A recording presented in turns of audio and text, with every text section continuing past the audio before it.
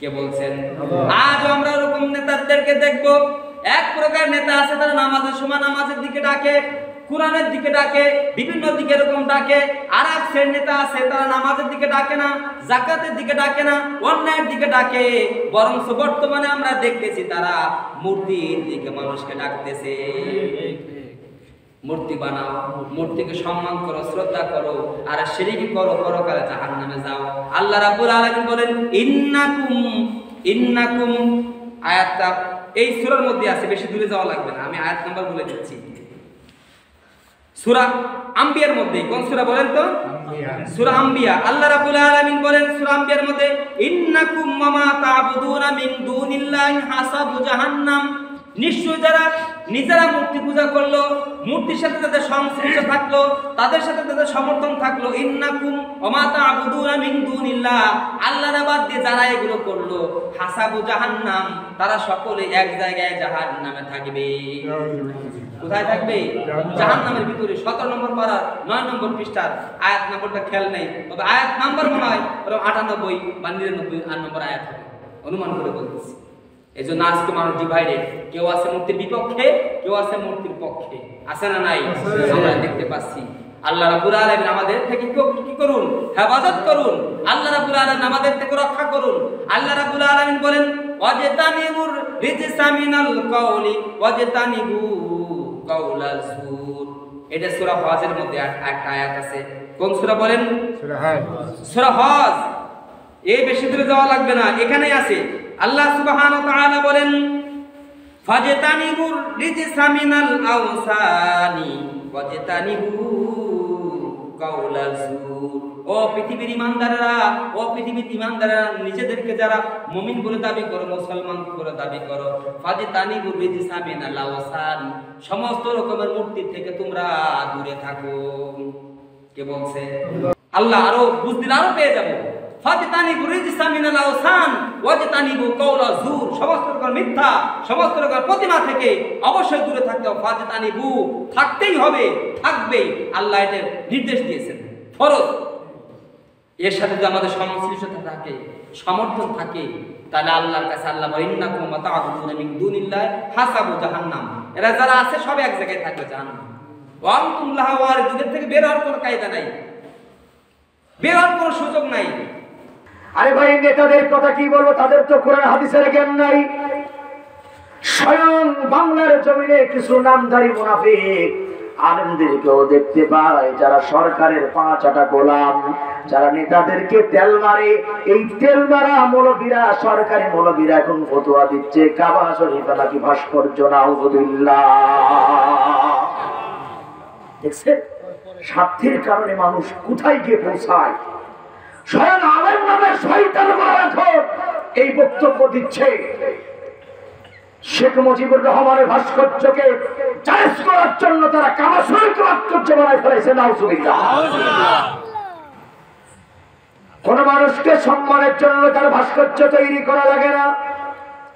বলেন তো দেখি, পৃথিবীর জমিনে মুহাম্মাদুর রাসূলুল্লাহ সাল্লাল্লাহু আলাইহি ওয়াসাল্লামের ভাস্কর্য কয়টা আছে? এই কথা বলেন না, কয়টা আছে? একটাও নাই। কিন্তু বলেন তো দেখি, মনীষীরা যতগুলা বই লেখছে, হিন্দু, বৌদ্ধ, খ্রিস্টান, মুসলিম মিলা 100 জন মনীষীর ভিতরে সবার আগে নামটা বলা বিশ্ব নবীর, কথা ঠিক কিনা? পৃথিবীর জমিনে কোথাও আমার নবীর ভাস্কর্য নাই, এরপরেও সম্মান কামনা বেশি। গোটা পৃথিবীর মুসলমানেরাও নবীকে সম্মান করে, ইজ্জত করে। হিন্দুরাও জানে মুহাম্মাদুর রাসূলুল্লাহ মহামানব, শ্রেষ্ঠ মানব। তাহলে কোন ব্যক্তিকে সম্মান করার জন্য ভাস্কর্য তৈরি করা লাগে না। এখানে দুইটা মাসআলা বলে দিয়ে যাই, মনে রাখবে। মূর্তি তৈরি করে পূজা করা হলো শিরক। মূর্তি তৈরি করে পূজা করা কি? শিরক। আল্লাহ তাআলা শিরক সম্পর্কে বলেন وَمَن يُشْرِكْ بِاللَّهِ فَقَدْ حَرَّمَ اللَّهُ عَلَيْهِ الْجَنَّةَ وَمَأْوَاهُ النَّارُ وَمَا لِلظَّالِمِينَ مِنْ أَنصَارٍ।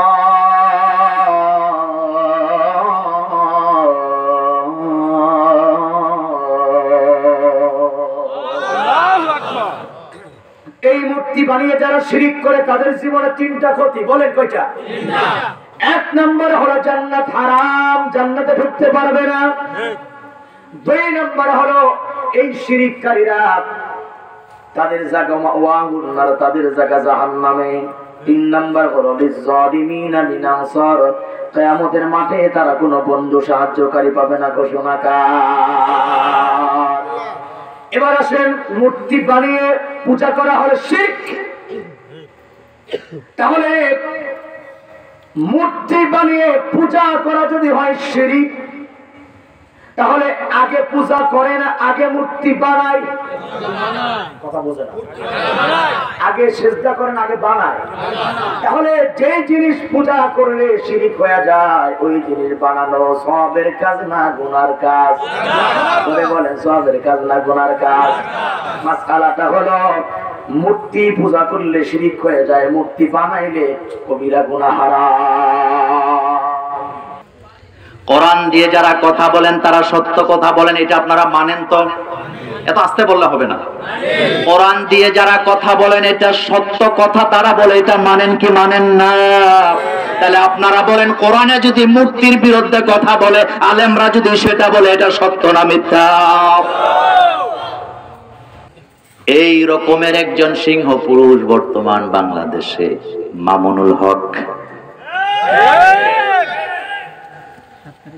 কি নাম? এত আস্তে বললে হবে না, নামটা বলেন। আমি বলি আগুনের ঘরে আগুন।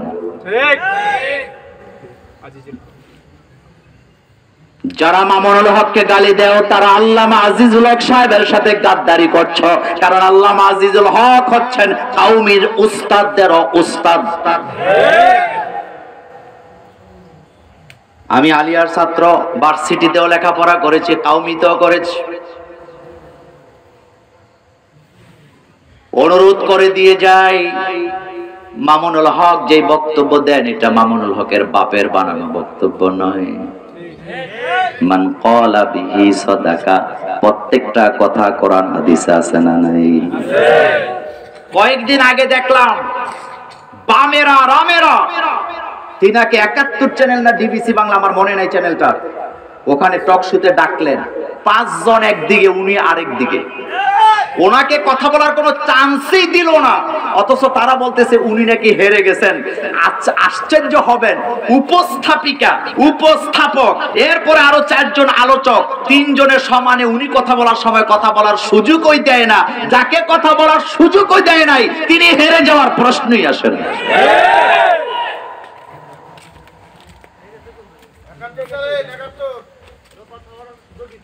এই চ্যানেলের অবস্থা এখন করুন। আপনারা আজকে যাই ইউটিউবে ঢুকবেন, চ্যানেলটাতে 3 মাস আগেও যে ভিডিও ভিউজ হতো মিলিয়ন মিলিয়ন, 6000 5000-এর উপরে ভিউ নাই। বোঝা গেছে এটা এখন আর জনতার চ্যানেল নাই, এটা এখন তাওহীদি জনতার চ্যানেল নাই, এটা রাম আর বামদের দালাল হয়ে গিয়েছে।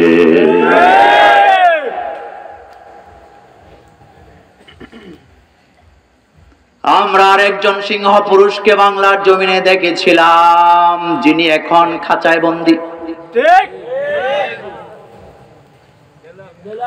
কথাটা এই জন্য বললাম, নাশরাহ লাকা সাদরাক।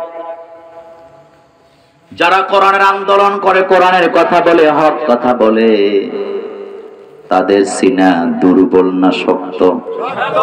মোল্লার কথা না আল্লাহর কথা? নাশরাহ লাকা সাদরাক, আমি কি আপনার সিনাটাকে মজবুত করে দেই নাই? বাবা কি সুন্দর হতো আমার, মূর্তি আর ভাস্কর্য এক না। 20 টাকা আর 20 টাকা 2 জিনিস কেমন? লাউ আর কদু 2 জিনিস না। বধূ আর স্ত্রী 2 জিনিস না। এইসব ভাওতাবাজি আল্লাহ বুঝে কি বুঝে না? বোঝে। আফসোস করে আল্লামা ইকবাল বলেছেন, ভূত ভাঙ্গার দল বিদায় নিয়েছে, বাকি যারা তারা গলিছে ভূত। ইব্রাহিমের ছেলেরা এখন আজর সেজেছে কি অদ্ভুত। ইব্রাহিম সালামের উত্তরসূরি আমরা ইব্রাহিম আলাইহিস সালামের, আমাদের নবীর পূর্বপুরুষ ইব্রাহিম আলাইহিস সালাম, ঠিক কিনা কোন? ইব্রাহিম আলাইহিস সালাম আমাদের নবীর জন্য আল্লাহর দরবারে দোয়া করছে। এই দোয়াটাও সূরা বাকারার মধ্যে আছে, রব্বানা ওয়াবা'আথ ফীহিম রাসূলাম মিনহুম ইয়াতলু আলাইহিম আয়াতিক ওয়া ইউআল্লিমুহুমুল কিতাবা ওয়াল হিকমা। এ আল্লাহ, আমার বংশের মধ্যে একজন রাসূল তুমি পাঠাও। এখন রসুল পাঠাইবা, যে রসুল মানুষের মধ্যে তোমার কোরআন, তোমার আসমানি কালাম তেলাওয়াত করবে, কিতাব তেলাওয়াত করবে, আমার বংশের মধ্যে পাঠাও। ৬৫০০ বছর পূর্বে ইব্রাহিম আলাইহিস সালাম দোয়া করেছেন। ৬৫০০ বছর পরে আইসা আরবের কুরাইশ বংশে আল্লাহ তাআলা আমার প্রিয় নবী মুহাম্মদুর রাসূলুল্লাহ সাল্লাল্লাহু আলাইহি সাল্লামকে নবী বানাইয়া ইব্রাহিম আলাইহিস সালামের দোয়া বাস্তবে পরিণত করেছে। আমার নবী বলেছেন, আমি ইব্রাহিম আলাইহিস সালামের দোয়ার ফসল, ইব্রাহিম আলাইহিস সালামের দোয়ার ফসল আমি। সেই ইব্রাহিম আলাইহিস সালাম মূর্তি ভাঙছে না বানাইছে? আমি বলতেছি না যে আপনারা হিন্দুদের মূর্তি ভাঙবেন, এটা জায়েজ নাই। কারণ হিন্দুরা তাদের মূর্তি ধর্ম পালন করুক, ওটা তাদের ভগবান বা ধর্মের অংশ, তারা পালন করুক। বৌদ্ধদের মূর্তির সাথে আমাদের কোনো দুশ্মনী নাই।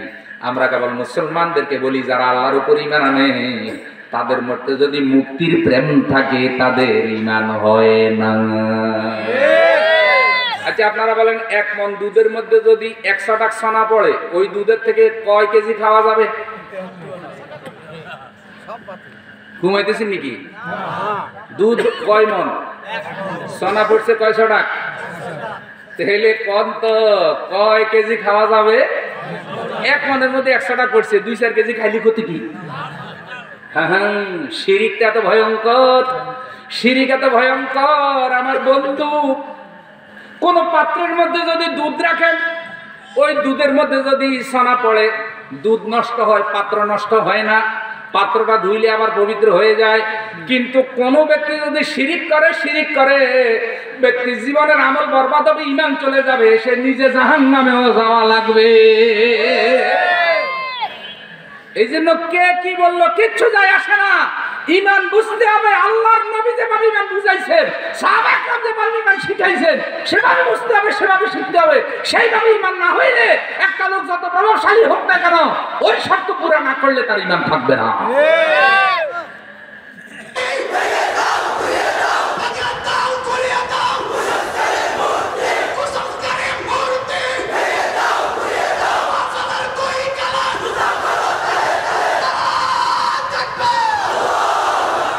আল্লাহ পাক রব্বুল আলামিন তৌফিক দান করেন। আমরা শেষ পর্যায়ে পর্যন্ত রাষ্ট্র এবং সরকারের সাথে যুদ্ধে জড়াবার কোনো মানসিকতা আমরা রাখি না, সংঘাতে জড়াতে চাই না। কাজেই মূর্তির বিষয়টা এমন একটা বিষয় যে এখানে কম্প্রোমাইজের কোনো সুযোগ আমাদের নাই। আমরা আমাদের এই জনপদ, এখানে লক্ষ কোটি মুসলমানের রক্ত বিধৌত, অশ্রু বিধৌত এই দেশ, শাহজালাল, শাহপরান, খান জাহান আলী, শরীয়তুল্লাহর এই বাংলাদেশ, এটা মসজিদের দেশ, এটা জাতি ধর্ম নির্বিশেষে ধর্মীয় সম্প্রীতির দেশ। কিন্তু এদেশের রাস্তার মোড়ে মোড়ে এভাবে মূর্তি সংস্কৃতিকে গ্রহণ করার জন্য এই জাতি প্রস্তুত নয়। আল্লাহ পাক রব্বুল আলামিন আমাদের শাসকবর্গকে কথাটা বুঝবার